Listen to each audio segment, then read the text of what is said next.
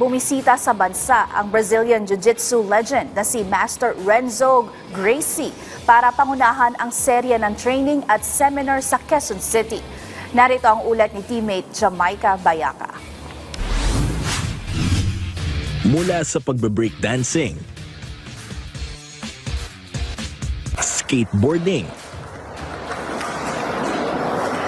at ngayon ay wake surfing, isang talentadong Pinoy na tubong dalandanan Valenzuela na si Eric Gamboa Ordonez ang nagpapatunay na kaya ng mga Pilipino na makipagsabayan sa world stage at makapagkwalipika sa prestihiyosong 2025 World Games mula August 7 hanggang 17 sa Chengdu, China. Si Ordonez ay isang overseas Filipino worker sa Hong Kong simula pa noong 2014 bilang isang fitness dance teacher. Maliban pa rito, nang madiskubre ang water sport, nagsimula itong maging wake surfing teacher upang matustusan ang gastos sa kanyang hilig. Taong 2023 nang maging parte siya ng Hong Kong national team sa wake surfing, kung saan nitong nakarang taon lamang hinirang siya bilang kampiyon sa Veterans Division ng 2024 IWWF World Wake Surf Championship. Dahil sa kanyang panalo at consistent performance noong mga panahong parte siya ng Hong Kong national team, naging susi ito ni Ordonez upang makakuha ng slot paakyat ng Chengdu World Games. Ang nakakatawang part is like,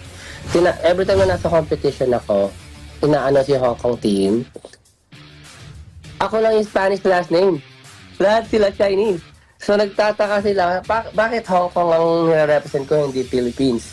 So, over and over na question sa akin. Sinabihan na ako ng executive chief na, why don't you represent the Philippine team this coming World Championship? Sabi ko, pwede naman. Pwede naman, pero wala akong idea about the water sports sa Pilipinas pa kasi. Hindi ko pa nakakausap, hindi ko pa sila kilala. Tinulungan nila akong mag-process ng registration sa lahat para maging legit akong Philippine team.